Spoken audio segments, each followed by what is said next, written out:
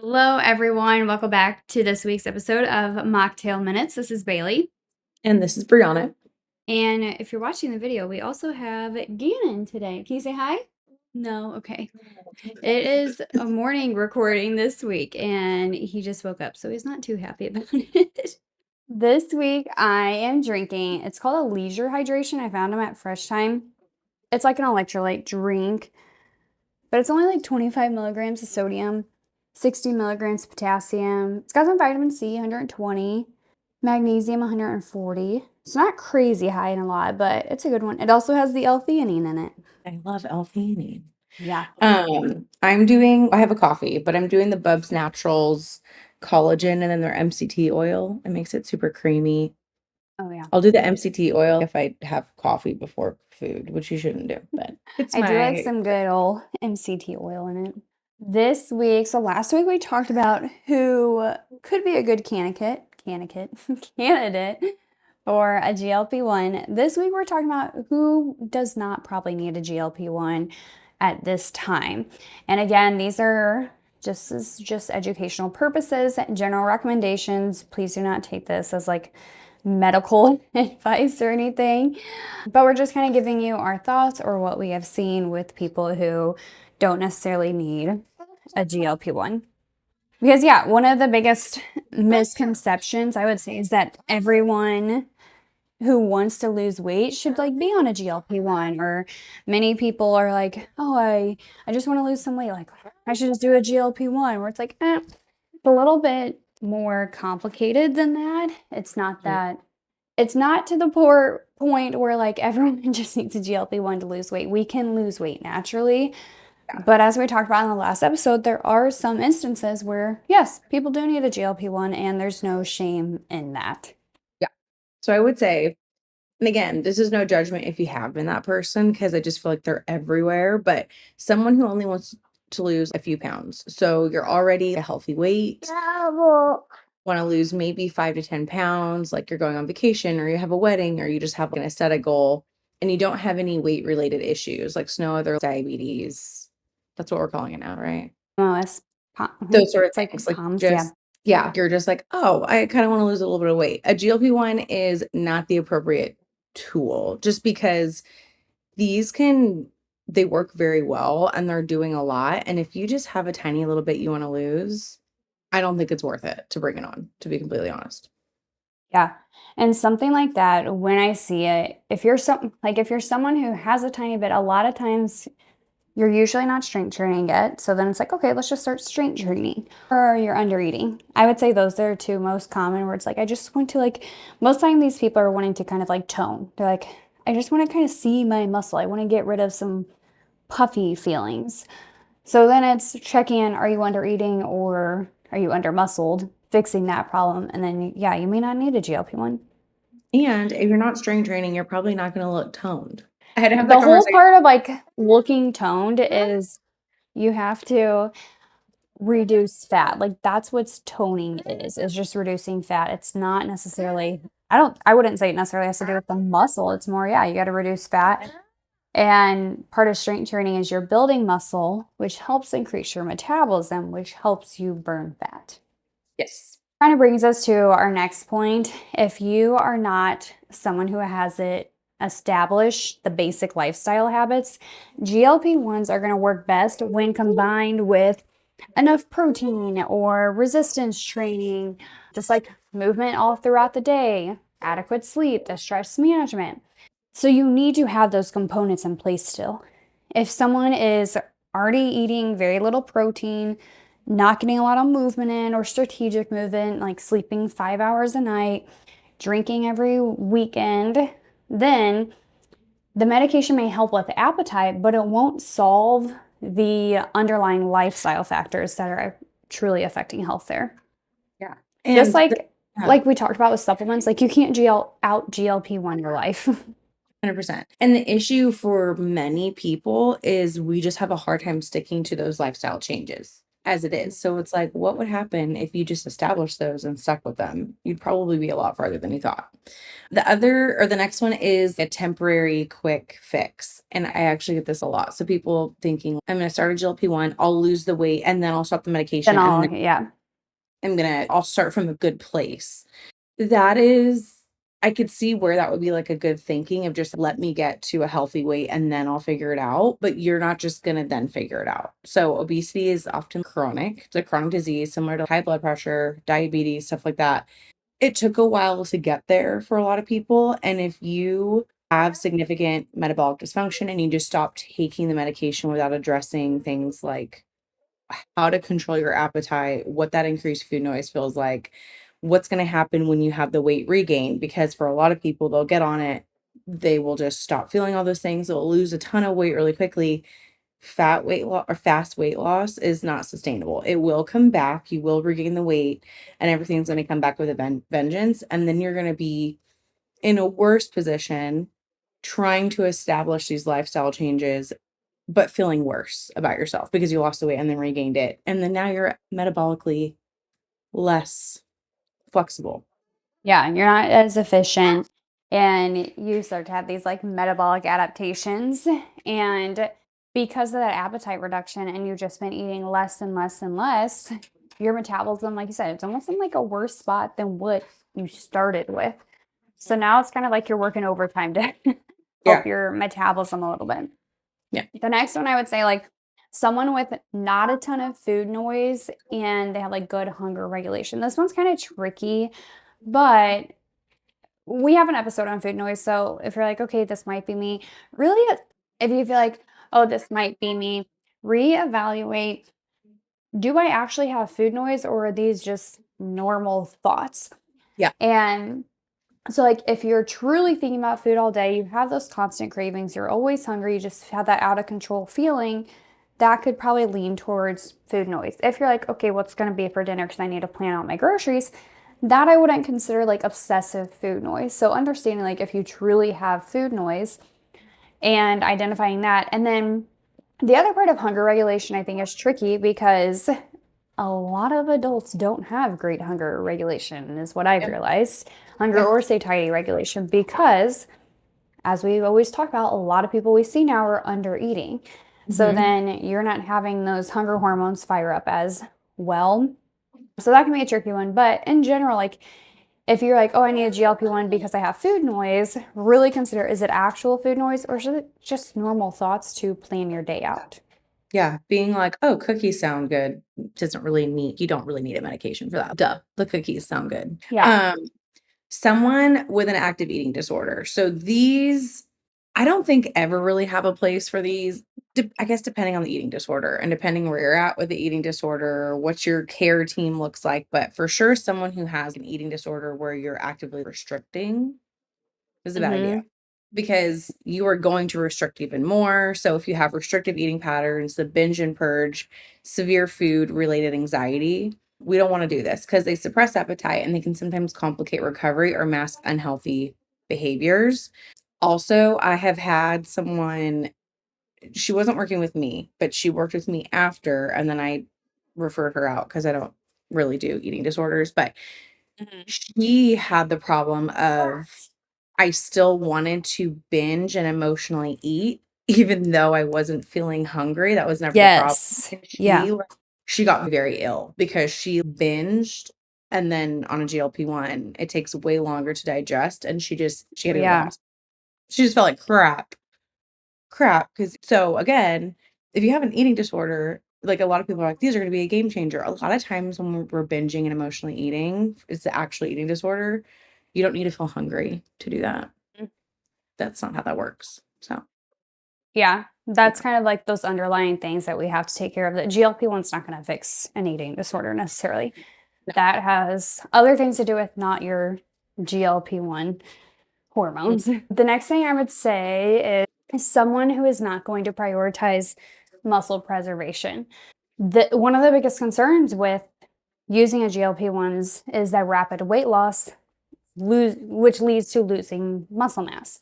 So if someone is unwilling to eat enough protein or strength train consistently or maintain adequate nutrition even when they don't feel like it, a significant portion of that weight they lose is coming from muscle. So the goal should be fat loss, not just simply weight loss. And that can definitely just, I think that's a big thing that I tell a lot of people. I'm like, I honestly, because again, people are asking us all the time, like, if you were not going to be diligent with your meals, this is where I say it can sometimes be harder when on GLP-1, Yep. but you have to make sure you're eating enough and you have to make sure you're strength training to not get all these side effects that people talk about. Yeah. And it's hard because they're everywhere, and I think they're tempting, and people really want the, "Let me just figure it out right now, and then everything else will work out later," but I feel like it needs to be, like, mandatory. I am strength training, and I'm trying to preserve muscle mass because the short-sightedness of it is gonna get you in trouble. Like, you need your muscles and you need your bones. That's it, and the medications don't inherently make you lose muscle mass. Like, there's nothing in the GLP-1 that's just making your muscle go away. It's the not eating enough and not strength training. But That's again, not talked about a lot. It's not yeah, the GLP-1's fault, it's the under eating, not taking care of your muscle faults. yeah, it's not like there's nothing in the GLP-1 that's, "Oh, automatically my muscle's wasting away." Mhm. It's the not doing the things you need to do to preserve it, which is already inherently an issue. Already. And again, like Bailey said, it's hard to establish those things once you start a GLP-1 because you're just like, "Oh, I don't need it. Whatever." Don't do that. The next one will be someone without excess body fat or metabolic disease. So again, someone that's already like a healthy body composition, has normal blood sugar regulation, functions well physically, maybe doesn't have a lot of inflammation.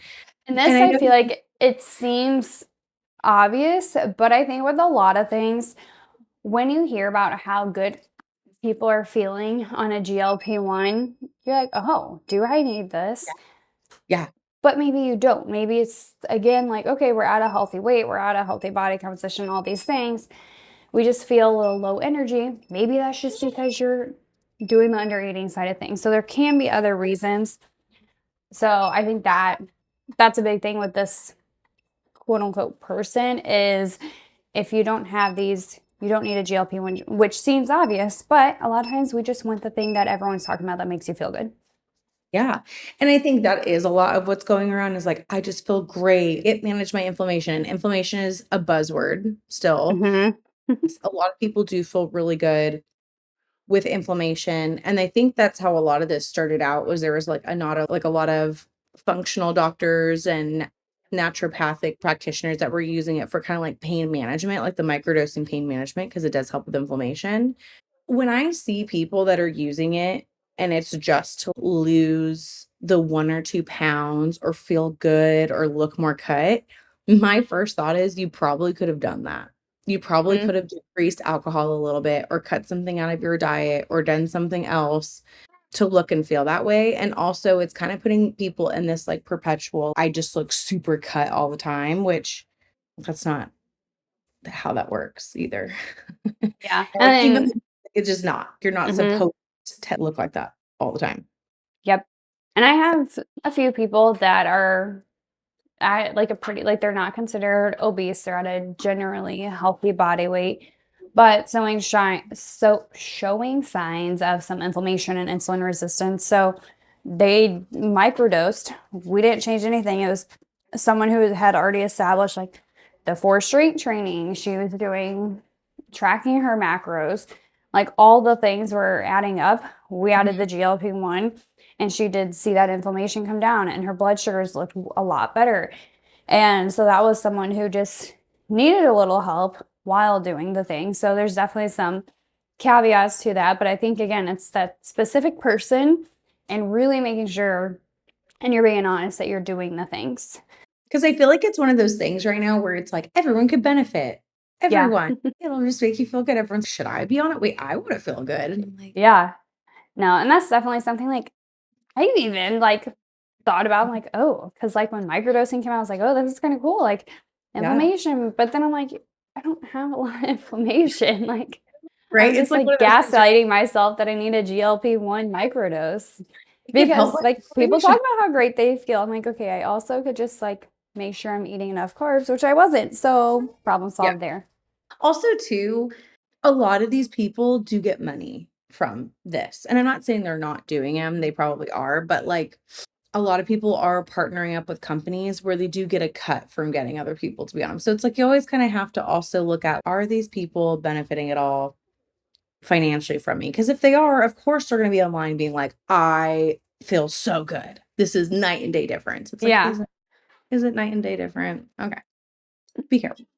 So yeah, I would say those are kind of like the main things we think about of like who does not need to be on a GLP-1 and why. The other things you can do is just getting a little bit of an evaluation with some labs to see, okay, deeper picture, like would I benefit from a lower dose? Like you're kind of on the edge, like, okay, I do have 30 plus pounds to lose.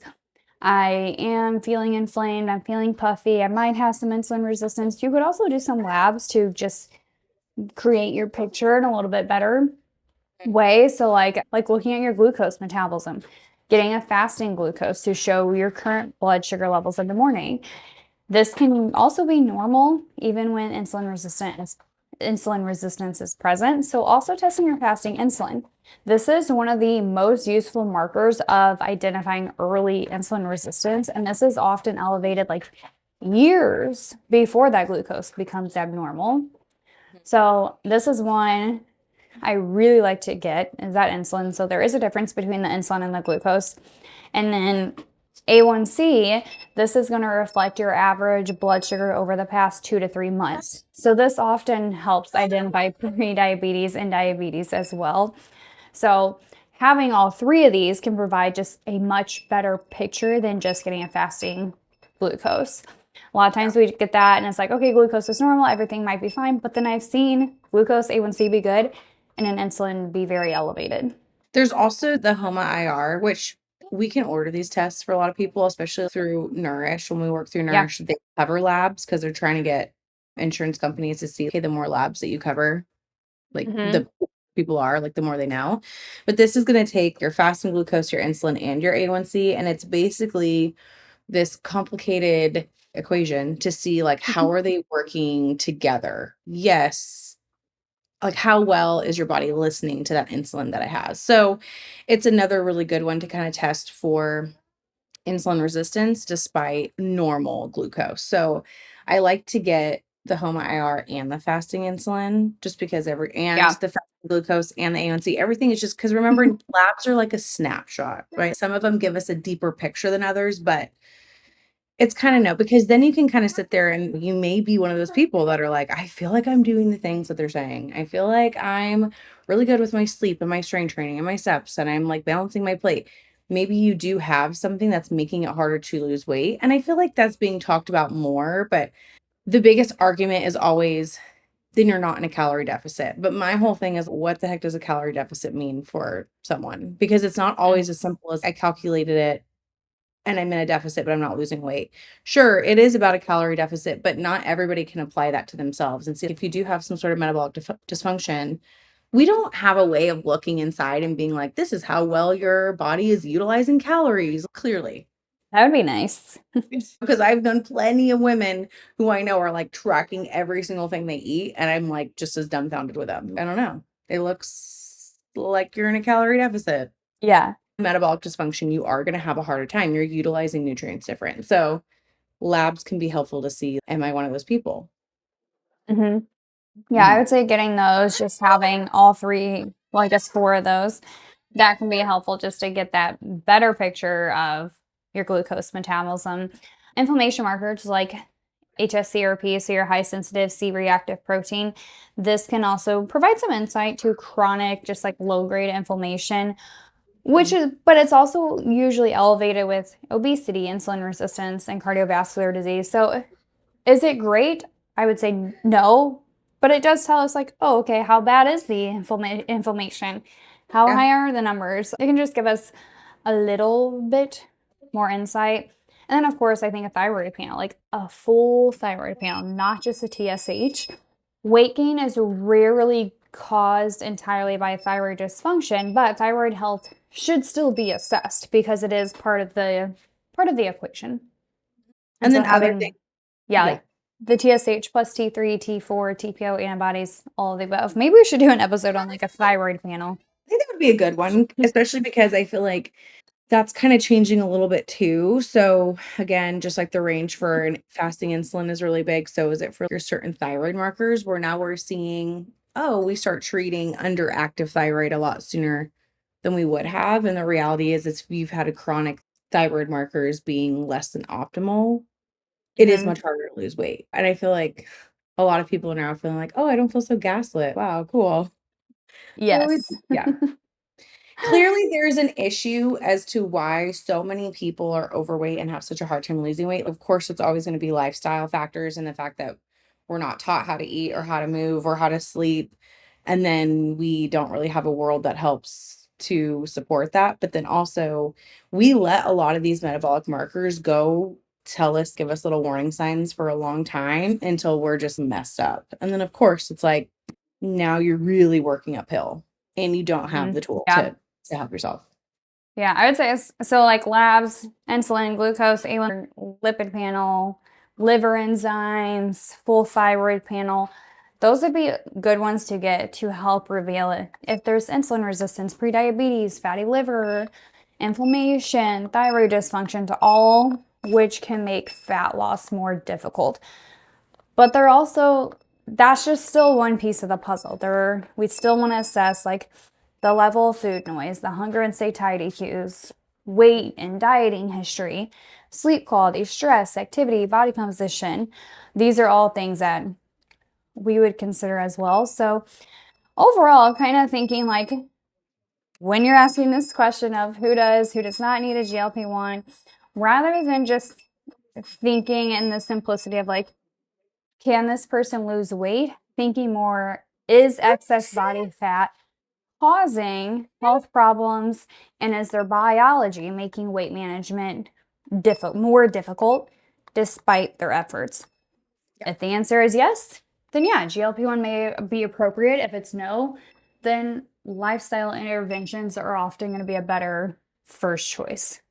And I always tell people too, you're only going to benefit from lifestyle changes. That's it. Even if you do end up having to bring a GLP-1 on later, you are only going to benefit from doing the lifestyle changes. And I would argue that if you don't have the lifestyle changes, you are not going to get the most benefit out of this tool. You're just not. It's going to be a waste of time. It could be a waste of money. And eventually the weight will likely come back. And you could be in a worse place than you started, depending. But yes, but generally, you do not need a GLP-1. If you only have a very small amount of weight you want to lose, you're getting ready for some sort of vacation or something coming up, you have healthy hunger and satiety cues, you don't have any weight-related conditions, you have not attempted sustainable lifestyle changes, and you're just looking to put the cart before the horse. Yes, we hope this episode was helpful just to give you better insight as to if you. I hope everyone can hear my son screaming. It's a pretty low scream, though. It's a pretty chill scream. But yes, we hope this episode just helps give you better insight to who does not need a GLP-1. We're truly just trying to share these things to help you make decisions or have these conversations with your providers with just some things that we've noticed with working with so many weight loss patients. So yeah, let us know if you have any other questions pop up about GLP-1s, and we will be back next week with a brand new episode. Bye.